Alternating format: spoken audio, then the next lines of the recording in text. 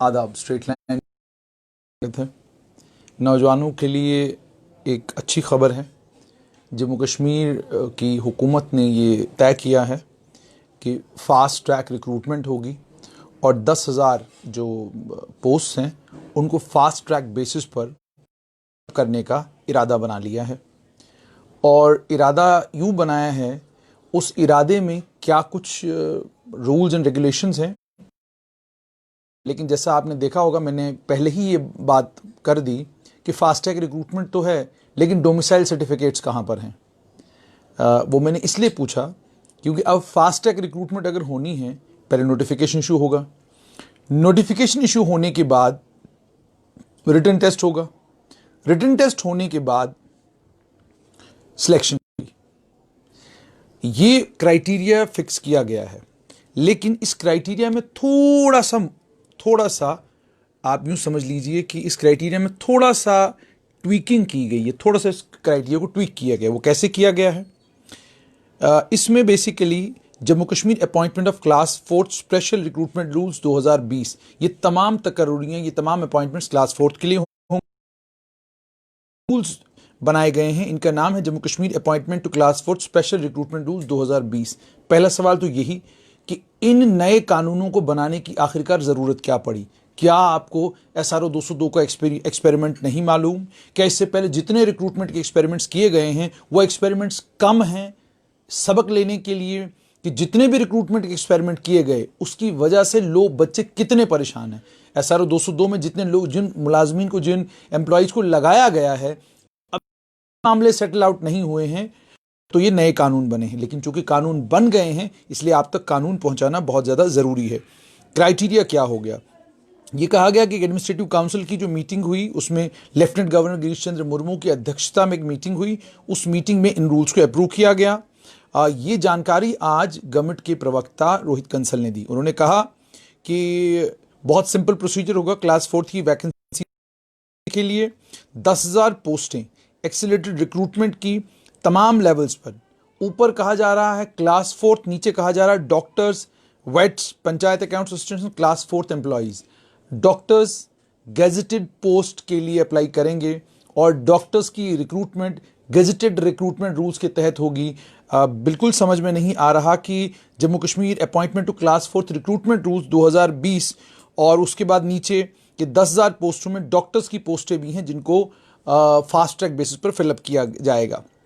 उन्होंने ये कहा कि एक्सीलरेटेड रिक्रूटमेंट प्रोसेस जो क्लास 4 वैकेंसी से शुरू किया जाएगा। ऑलरेडी 7,052 ध्यान से सुनिएगा, 7,052 class 4 vacant post union territory में डिविजनल और डिस्ट्रिक्ट कैडर लेवल्स पर अलग अलग डिपार्टमेंट्स में आइडेंटिफाई कर ली गई हैं। 7,052 पोस्टें हैं जिनके लिए आपको जल्द फॉर्म भरना पड़ सकता है। ये सारी की सारी पोस्टें जो हैं स्पेशल रिक्रूटमेंट ड्राइव में फिलअप की जाएंगी और कंसर्न डिपार्टमेंट्स, जितने भी डिपार्टमेंट्स हैं जहां पर ये वैकेंसीज हैं, उनको ये कहा गया है कि आप फॉरेन सर्विस सिलेक्शन बोर्ड को ये तमाम vacancies general administration department GAD के जरिए रेफर करें। और SSB जो है इस स्पेशल रिक्रूटमेंट ड्राइव की सोल एजेंसी होगी, यानी तमाम रिक्रूटमेंट्स जो हैं वो SSB करेगी। SRO 202 के मामले में भी तमाम रिक्रूटमेंट्स SSB ने ही की थी और SRO 202 को लेकर आज बच्चों में और उन तमाम मुलाजमीन में जो SRO 202 के लगे थे, कितना रोष है वो आप सभी लोगों को मालूम है। अच्छा, इस प्रोसेस को सिंप्लीफाई किया गया है और एडमिनिस्ट्रेटिव काउंसिल ने फैसला ले लिया कि डिले होते हैं। यही फैसला 2015 उस समय के वित्त मंत्री डॉक्टर हसीब द्राबू ने की थी और उन्होंने कहा था कि ये SRO 202 इसलिए लाया जा रहा है क्योंकि रिक्रूटमेंट जब हम करते हैं तो उसमें बहुत वक्त लगता है, इसीलिए उस वक्त को कम करने के लिए हम SRO 202 के तहत ऐसे रिक्रूटमेंट करेंगे। सेम वही कहानी है दोबारा से।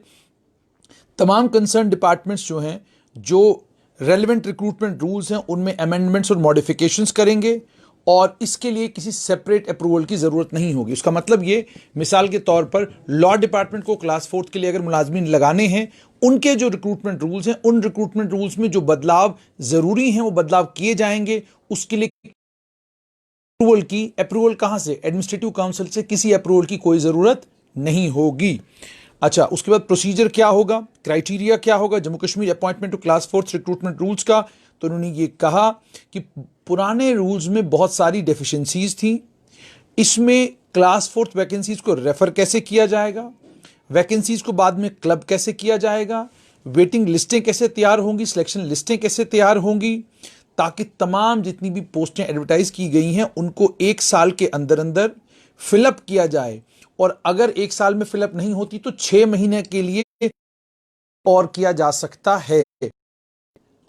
लेकिन सवाल यहां पर यह है कि जम्मू कश्मीर में मामला वैकेंसीज को रेफर करने का, अपॉइंटमेंट करने का नहीं है। मामला है जब आप सिलेक्शन होता है, मामले उस सिलेक्शन होने के बाद जब कोर्ट में चले जाते हैं तो जो सिलेक्शन 1 साल में होनी चाहिए थी उस सिलेक्शन को सालों साल लग जाते हैं।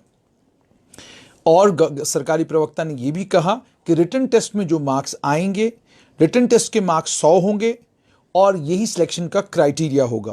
कोई इंटरव्यू नहीं होगा, कोई इंटरव्यू नहीं होगा। ध्यान से सुनिएगा, कोई इंटरव्यू नहीं होगा। क्यों नहीं होगा? आप जानते हैं कि जम्मू कश्मीर की जिम्मेदारी के साथ ये कह रहा हूं कि जम्मू कश्मीर में इंटरव्यू बिकते थे, इंटरव्यू खरीदे जाते थे, इंटरव्यू बेचे जाते थे। और ये बिक्री और ये खरीदारी जिन लोगों ने की है उनके पॉश बंगले कहां हैं, उनके पास गाड़ियां कितनी हैं, उनके पास प्रॉपर्टी कितनी है, उसका अगर तखमीना सरकार लगवाए, जिसके सरकार के पास वक्त नहीं, क्योंकि anti corruption bureau, Jammu Kashmir bank और सियासी जो लोग ताकतवर हैं उनके पीछे लगी हुई है। मगर वो लोग जो एडमिनिस्ट्रेशन, वो लोग जो अलग अलग इंपॉर्टेंट पोजीशंस पर थे, जिन लोगों ने इंटरव्यू बेचे और जिन लोगों ने इंटरव्यू की खरीदारी की, जिन लोगों ने वो मार्केट सजाई थी, उन लोगों के खिलाफ अभी तक कोई कार्रवाई नहीं हुई। चलिए, अच्छा, कोई इंटरव्यू नहीं होगा, इसका मतलब यह हो गया कि आप रिटन टेस्ट की बुनियाद पर आपकी सिलेक्शन होगी। कोई डॉक्यूमेंट, डोमिसाइल सर्टिफिकेट की भी जरूरत नहीं होगी जब आप एप्लीकेशन फॉर्म फिलअप करेंगे। डोमिसाइल सर्टिफिकेट के बगैर ही आप एप्लीकेशन फॉर्म फिलअप करेंगे, यानी एप्लीकेशन फॉर्म्स निकलेंगे, आपको सिर्फ एप्लीकेशन फॉर्म फिलअप करना है, रिटन टेस्ट में अपेयर होना है। अगर आप रिटन टेस्ट में कामयाब हो जाकर रिटन टेस्ट में कामयाबी के बाद जो है आपको डोमिसाइल सर्टिफिकेट जो है वो सबमिट करना है। ये इसलिए किया गया है ताकि डोमिसाइल सर्टिफिकेट बनाने में सरकार खुद भी जानती है कि कम से कम 6 महीने साल का वक्त लगेगा कि तमाम जितने भी बच्चे अलग अलग एग्जाम्स के लिए एलिजिबल हैं उनको डोमिसाइल सर्टिफिकेट लेने में, एक्वायर करने में समय लग सकता है। इसलिए एट द टाइम जब आप फॉर्म फिलअप करेंगे तो आपको डोमिसाइल सर्टिफिकेट नहीं लगाना, ठीक है। आपको पीआर आपको देना है रेवेन्यू डिपार्टमेंट को, जिसकी बुनियाद पर आपको डोमिसाइल मिलेगा। 100 मार्क्स का आपका रिटन टेस्ट होगा, इंटरव्यू नहीं होगा। और उसके बाद इसमें खास क्या है, इन रूल्स में खास ये है कि एडिशनल वेटेज जो है मार्जिनलाइज्ड कैटेगरीज को दी जाएगी। इस एडिशनल वेटेज को कैसे दिया जाएगा ये सरकार ने तय किया। उन्होंने कहा कि मार्जिनलाइज्ड सेक्शंस, वो तमाम सेक्शंस जिनके साथ आपको लगता है ज्यादती हुई है, वो तमाम सेक्शंस जिनके पास एवेन्यूज आपके और मेरे जैसे नहीं हैं। तो उसमें कौन कौन है? Widows, divorced, judicially separated woman, orphan girls, विधवाएं, वो महिलाएं जिनका तलाक हुआ, वो महिलाएं जो जुडिशली सेपरेट हुई हैं, और यतीम बच्चियां। क्यों? Keeping in to the consideration the extreme compassion involve in their case. उनके केस में जो एक्सट्रीम कंपैशन को ध्यान में रखते हुए ऐसा किया जा रहा है। 5 मार्क्स एडिशनल ऐसे कैंडिडेट्स को दिए जाएंगे। मगर यहां पर यह सवाल खड़ा होता है कि 5 मार्क्स एडिशनल अगर इन तमाम कैटेगरीज को दिए जा रहे हैं तो क्या इसमें इस चीज का ध्यान रखा जाएगा कि जिस विडो को, जिस डिवोर्सी को, जिस जुडिशली सेपरेटेड महिला को या जिस यतीम बच्ची को ये 5 मार्क्स एडिशनल दिए जा रहे हैं, उसका इकोनॉमिक बैकग्राउंड, क्या वो एक इंपॉर्टेंट कैटेगरी होगी या नहीं होगी, या आपने इकोनॉमिक बैकग्राउंड को पसे पुष्ट कर दिया है और आपको ये लगता है कि इकोनॉमिक बैकग्राउंड को ध्यान में रखे बगैर ये तमाम कैटेगरीज के लिए जो है ये रूल अप्लाई होगा। अगर इकोनॉमिक बैकग्राउंड का कोई प्रोविजन इसमें, प्रावधान इसमें है, तो तब तो ठीक है कि आप गरीब गुरबा, कमजोर, वो घर जिन घरों को वाकई नौकरी की जरूरत है उन घरों का ध्यान रखेंगे फिर तो ठीक है। लेकिन अगर ये सब कुछ जो है सबके लिए ओपन कर किया जा रहा है, फिर मुझे लगता है इसमें ज्यादती होगी। उसके बाद सिमिलरली एंड एडिशनल और 5 मार्क्स कैंडिडेट्स को दिए जाएंगे जिनके परिवार का कोई भी आदमी सरकारी मुलाजमत में नहीं है। अब ये कानून भी मुझे लगता है बहुत सारे नौजवान इस लाइन को लेकर भी थोड़ा परेशान होंगे। आप जानते हैं जम्मू हो कश्मीर हो, बहुत सारे परिवार ऐसे हैं जिन परिवारों में सरकार सारी बिजनेस फैमिलीज हैं, करोड़ों रुपया कमा रही हैं। अब उन बिजनेस फैमिलीज के बच्चे अगर आपसे सरकारी मुलाजमत मांगेंगे, आप 5 मार्क्स अगर एडिशनल देंगे तो क्या आपको नहीं? बच्चों के साथ जिनके परिवार में कोई भी आदमी सरकारी मुलाजमत में नहीं, जिनको नौकरी की सख्त जरूरत है, मगर मुसीबत यह है कि मगर मुसीबत उन बेचारों के लिए यह है, परेशानी उन बेचारों के लिए है, ये एडिशनल 5 मार्क्स उनको नहीं मिलेंगे। मुझे लगता है कि इसको दोबारा से ध्यान से इस पर सोच विचार करने की जरूरत है। 5 मार्क्स उनको दिए जाएंगे। उसके बाद ये कहा गया, ये एक जो इसमें प्रावधान है ये अप्रिशिएबल है। Daily rated workers and other similar candidates who have been engaged for at least, हाँ, जो डेली वेज वर्कर्स हैं, मैंने उनकी दुर्दशा देखी है, वो पीएचई में हो, पीडब्ल्यूडी में हो, किसी भी डिपार्टमेंट में हो, मजबूर होकर उनकी नौकरियां लगी हैं। डेली वेजेस को लेकर ये जो 5 मार्क्स की वेटेज देने का फैसला सरकार ने किया है, ये सराहनीय है। मगर इन 5 मार्क्स से उन बच्चों के साथ ज्यादती ना हो जो बच्चे रात दिन मेहनत करेंगे, क्लास 4 वैकेंसीज के लिए अपनी जान मारेंगे और उसके बाद महज इस बुनियाद पर सिलेक्ट नहीं हो पाएंगे क्योंकि सरकार ने जो क्राइटेरिया बनाया है उस क्राइटेरिया में 5 मार्क्स एडिशनल किसी ऐसे शख्स को मिल गए जो था तो एक अच्छे परिवार से, मगर चूंकि वो डेली रेटेड वर्कर लगा हुआ था इसलिए उसको 5 मार्क्स एडिशनल मिले। तो उसके अलावा 5 साल की अपर एज रिलैक्सेशन भी दी जा रही है। ये भी डेली रेटेड वर्कर्स को ही 5 साल की अपर एज रिलैक्सेशन मिलेगी। तो डेली रेटेड वर्कर्स बहुत सालों से, अच्छा, अब इसमें एक और चीज ये भी है कि डेली रेटेड वर्कर्स कौन से, क्या आप पीएचई के वो मुलाजिम जो 25-25 साल से डेली वेजर हैं और अभी तक परमानेंट नहीं हुए हैं, करने का वादा किया गया है और अभी भी वो बेचारे सड़कों पर नजर आ रहे हैं? क्या आप पीडीडी के वर्कर्स की बात कर रहे हैं? क्या आप अलग अलग डिपार्टमेंटों में जो 8-8, 10-10 साल से डेली वेजर लगे हुए हैं उनकी बात कर रहे हैं? या आप उन गरीब बच्चों की बात कर रहे हैं जिनको सिर्फ और सिर्फ इसलिए क्योंकि वो किसी पॉलिटिकल पार्टी का झंडा उठाते थे, मुर्दाबाद जिंदाबाद के नारे लगाते थे और पीछे पीछे एक नेताजी के चलते थे और बाद में उन्हें किसी डिपार्टमेंट में, टूरिज्म डिपार्टमेंट में, पीडब्ल्यूडी डिपार्टमेंट में, कुछ बच्चे, ध्यान से सुने, बहुत सारे लोग हो सकता है नाराज हो जाएं, जी हम सबको आपने ये कह दिया, लेकिन ये भी हकीकत है, बहुत सारे लोग ऐसे भी हैं जिन्हें सिर्फ इस बुनियाद पर नौकरी मिली क्योंकि वो गरीब घर से थे और नारेबाजी अच्छी करते थे और झंडा हाथ में उठाते थे किसी सियासी जमात का। क्या ये फैसिलिटी, अब आप उनमें डिफरेंशिएट कैसे करेंगे, ये भी बहुत इंपॉर्टेंट है। अच्छा, उसके बाद डोमिसाइल सर्टिफिकेट्स को लेकर जो ये तो तमाम चीज़ें मैंने आपको बता दी, यानी अब आप ध्यान में रखिए कि 5 मार्क्स एडिशनल, एक तो महिलाओं के लिए, जो विधवा हैं वो महिलाएं, जिनका डिवोर्स हुआ है वो महिलाएं, जो जुडिशली सेपरेटेड हैं या यतीम बच्चियां, उन्हें जो हैं वो 5 मार्क्स मिलेंगे। उसके अलावा 5 मार्क्स मिलेंगे उन कैंडिडेट्स को जिनका सरकारी मुलाजमत में कोई भी नहीं, 5 मार्क्स मिलेंगे का एज रिलैक्सेशन मिलेगा डेली रेटेड वर्कर्स को। उसके अलावा सरकारी प्रवक्ता ने यह भी कहा कि प्रोसीजर और रूल्स डोमिसाइल सर्टिफिकेट्स को ऑलरेडी नोटिफाई किए गए हैं। इन्होंने कहा बड़ा टाइम बाउंड है। पीआरसी जो है, जिनके पास पीआरसी है उन्हें कोई एडिशनल डॉक्यूमेंट नहीं देना और बाकी तमाम लोगों के लिए रूल्स नोटिफाई किए गए हैं। आपकी बात बिल्कुल सही है, लेकिन रेवेन्यू डिपार्टमेंट के तहसीलदारों को, पटवारियों को, जिन लोगों को अब ये सारा काम करना है, क्योंकि काम देखिए रेवेन्यू डिपार्टमेंट नहीं करना है डोमिसाइल सर्टिफिकेट इशू करने का, जरा आप एक बार उनके साथ मीटिंग जरूर कर लीजिए। वो क्वारंटाइन सेंटरों का ध्यान रखें, वो कोविड की लड़ाई लड़ें, वो जो लैंड को लेकर जम्मू हुई है कि इलीगली दुनिया भर का लैंड जो है ग्रैब किया गया है, वो रिकॉर्ड वेरीफाई किए जा रहे हैं, रिकॉर्ड्स को ठीक किया जा रहा है। अब वो रिकॉर्ड ठीक करें, वो कोविड-19 की लड़ाई लड़ें, वो क्वारंटाइन सेंटरों का ध्यान रखें, वो आइसोलेशन सेंटर्स का ध्यान रखें, वो लिस्टें बनाएं कि मजदूर कितने कहां से आए, मजदूर कहां जा रहे हैं, क्योंकि कोविड जो है अभी कम से कम अगले 2-3 महीने ये क्वारंटाइन सेंटर बंद नहीं होंगे। 2-3 में आपको स्टाफ की ज़रूरत होगी और ये सारा काम करेगा रेवेन्यू डिपार्टमेंट। अब सवाल यहां पर यह है कि रेवेन्यू डिपार्टमेंट के किन अधिकारियों को आप इस काम पर लगाएंगे कि वो पीआरसी लें, उसके बाद पीआरसी लेने के बाद सीधा डोमिसाइल से आपने पीआरसी पहले एक एप्लीकेशन लेना है, एप्लीकेशन के साथ एक पीआरसी अटैच होगी। आप पीआरसी को जब लेंगे, एप्लीकेशन को लेंगे, उसको वेरीफाई करेंगे अपने रिकॉर्ड से। क्या वेरिफिकेशन का प्रोसेस इतना सिंपल है? क्या एक दिन में आप 500, 600, 1000, 1200, 1500 1500 के करीब करीब जो है पीआरसी को वेरीफाई कर पाएंगे? और वेरीफाई करने के बाद आप डोमिसाइल इशू करेंगे। वेरीफाई करने से पहले आप डोमिसाइल इशू कर ही नहीं सकते।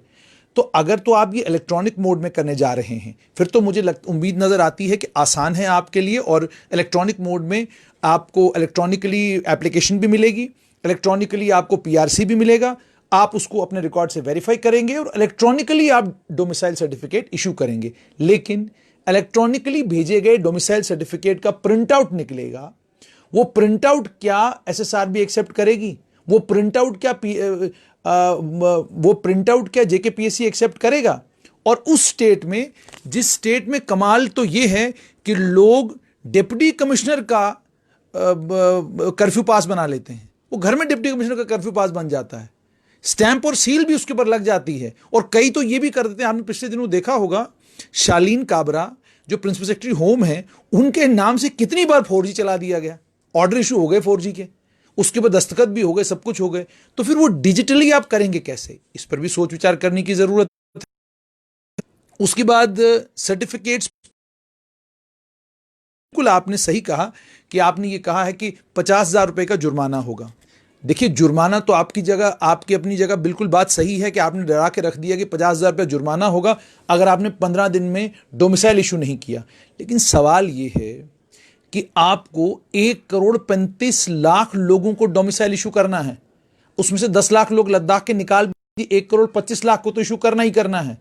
और अगर आप कहेंगे कि जब कोई डोमिसाइल बनवाने आएगा वो सिर्फ अपने 2 बच्चों का बनाएगा, अपने पूरे परिवार का नहीं बनवाएगा, ऐसा मुझे नहीं लगता पॉसिबल है। एक परिवार के 10 लोग हैं, वो 10 एप्लीकेशन बंच पूरा इकट्ठा आपके पास आएगा।